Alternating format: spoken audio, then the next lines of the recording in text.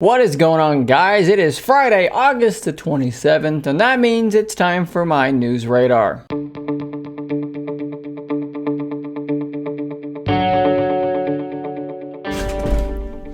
Wait just a second past Shane, because as usual, as soon as I edit, post, upload a video, something always happens. News always breaks that I have to talk about. So we got to squeeze this segment in before I'm literally just out of the shower. Here we are. But I got to talk about, we have a little bit of a big leak here when it comes to Surface Duo 2 that just couldn't wait for its own video. It has to be in this news radar. So let's talk about it. We have specs from a Geekbench listing for Surface Duo 2, which effectively confirm the things I have already told you in weeks gone by. What do they say? Well, let's talk about it. What do we have here? So Surface Duo 2, you see, is the model and the model ID motherboard. Surface Duo 2, of course, this is their own motherboard.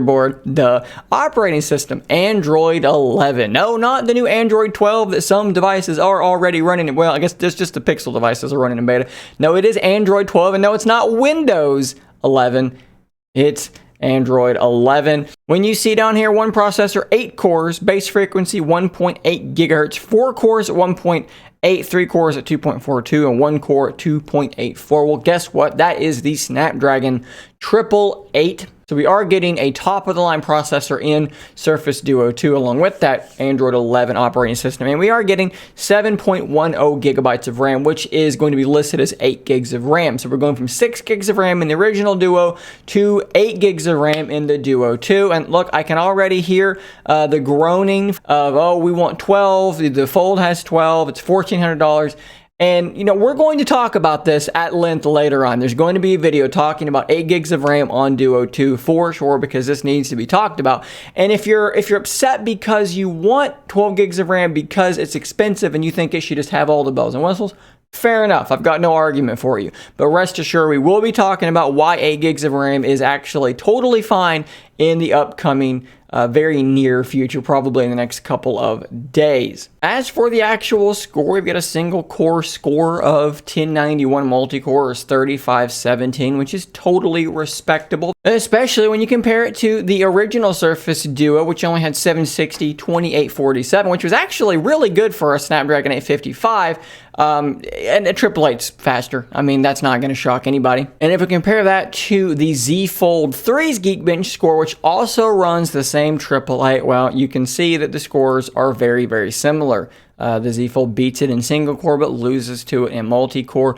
And you may know that when you run these Geekbenches multiple times with heat and different things that are going on, these scores will fluctuate a little bit. So just rest assured knowing that the Surface Duo 2, in terms of raw horsepower, will be about the same as any flagship phone in the near future. So just a few short weeks ago, I did talk about a patent that Microsoft had apparently made for what could be an upcoming Surface device, perhaps the Surface Book 4. I've heard this talked about on some other websites, on some other channels. If you don't remember what I'm talking about, this was the patent. And it looks to show a laptop where the screen can essentially articulate away from the hinge, similar to something like the HP Spectre Folio or even the iPad while using the Magic keyboard setup. And it's something that I think is quite interesting. And when you look at some of the Surface devices, obviously the Surface Pro is a tablet with a detachable keyboard. Well, the Surface Book, being a tablet that can detach from a keyboard, I don't know that there's a ton of difference there between these two things, and I know that's, going to make somebody angry, but a design like this could really do a lot to differentiate the Surface Book from the Surface Pro 7. And personally, when I saw this, I thought, man, I really want to see what this would look like with the Windows design language, that Surface design that I think a lot of us really, really like. And luckily, we have David Breyer here on Twitter, and he made some renders of what this could look like, and I think that they look fantastic. So let's take a look at these renders here now. So you see the back here. I don't know if the hinge would be quite this exposed, but it is. You already can get a sense here of what exactly we're going to be dealing with as we go through these. From the front, it looks kind of like a MacBook, honestly. It's got a very MacBook aesthetic to it, and you can really see that here, a very large trackpad. I would like to see the keyboard expanded all the way across. You got the room, use it, you know what I'm saying? And you're making this up anyway, so why not? But that's where the money is going to be made. That screen can articulate out away from that hinge. And now you've got a much better drawing angle, much better video watching angle. I would wonder if can you get your hands up underneath there to still be able to type? That's an interesting question that maybe needs to be answered. And you can see there this hinge fully in action, big Windows logo in the back, of course. And he's actually put a bracer in here as part of this hinge to kind of stabilize everything. And that's a pretty interesting idea as well. Although I wonder, is it touching a key? Did he leave a space? Go back here. It appears as though he has a blank key there or something that might be where that little bracer is touching. Maybe he thought of that too. All in all, really interesting design. Is this something that you would like to see Microsoft move forward with? I mean, granted, it's not likely to look exactly like that, but it does look like Microsoft is experimenting with a design that isn't too dissimilar from this. Is this something you would like to see? Let me know in the comments down below. Sticking with Microsoft here, we have a pretty big shakeup here in the corporate ladder with Microsoft. Of course, all of you know Panos Panay. He's the guy that convinced you to buy the Surface Duo, and maybe you shouldn't have.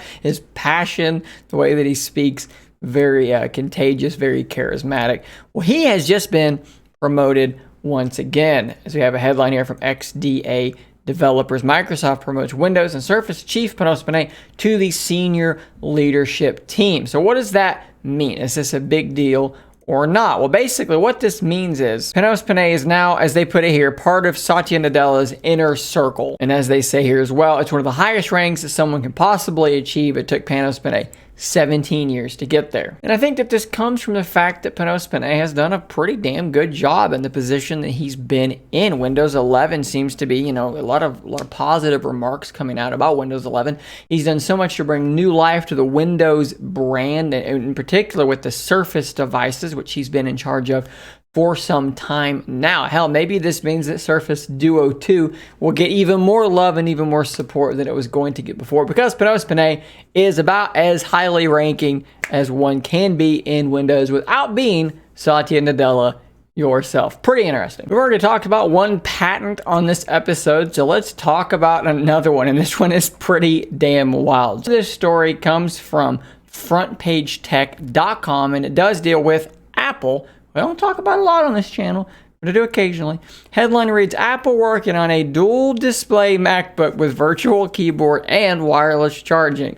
Mind thoroughly blown. So you have a patent here showing some sort of a laptop, and you've got a touch screen on both devices here. They've actually got a rotatable dial, so we've had that on Surface, right? What do they call that? The Surface dial or something like that. So we've got something like that, a button array. They're showing a wireless charging area for what would be either a tiny phone or a gigantic dual screen device. And then you see a keyboard displayed there. They've got a quote from Patently Apple here that reads, today the US Patent and Trademark Office officially granted Apple a patent that related to a dual display based MacBook with an advanced interface system allowing the traditional keyboard area to be replaced with a morphing virtual interface for various keyboard configurations, or to switch the virtual interface to support gaming and various virtual buttons and glyphs that aren't associated with the traditional mechanical keyboards, and many other features. And we have a mock-up here of what that might look like. And honestly, I don't need to tell you guys the benefit of having a dual screen setup. But you can imagine in particular on something like a MacBook. What do people use their MacBooks for? A lot of times they use it for content creation, for video editing.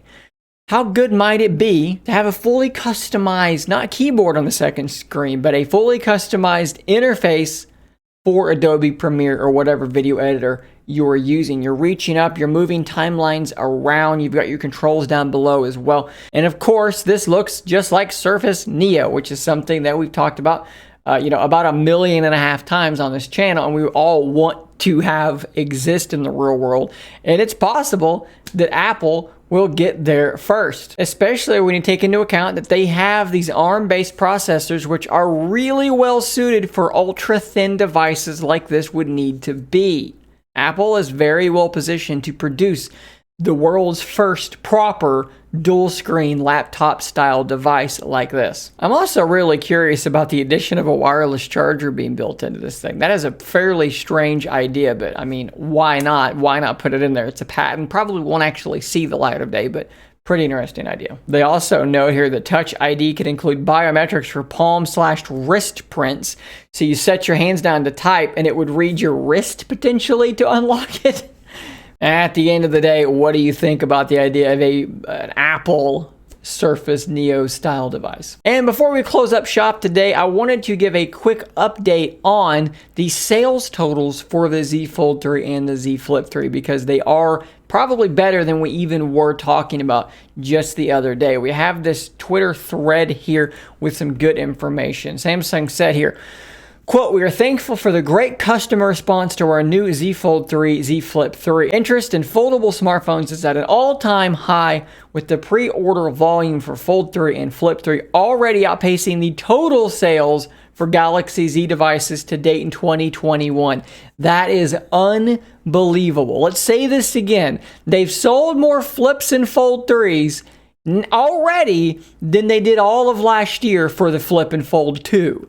That is unbelievable. The domestic pre-orders for Z Fold 3 and Z Flip 3 were 30% better than last year's Note 20, 80% better than the S21. So these things are selling better than the S21 did by a large margin. Pre-orders for the Flip and Fold phones reached 920,000 from August 17th to the 23rd in only South Korea. Twice as many units as the marquee S21 managed in its initial 7 days. So this thing has doubled the S21 sales in South Korea over the same amount of time. The Z Flip 3 led the way with about 70% of orders on August 24th, the rest coming from the Z Fold 3. So we talked about this before. What was the split here? Well, it looks like in South Korea it was 70-30 Z Flip, but they are both selling exceedingly well. I think that this makes the statement extraordinarily clear that what I said months ago, that folding devices were going to be mainstream this year, look, it's happening. The sales are through the roof. People want folding devices. People want Z Folds, and they really want Z Flip. So for all the people, the detractors, the people that try to tell consumers what they actually want, maybe it's time to shut your mouth and watch what the consumers are actually buying, because they actually like folding phones. Guys, that's all the news I do have for you today. Be sure to stay tuned for the next edition of News Radar coming up on Monday morning. And until next time, stay nerdy, my friends.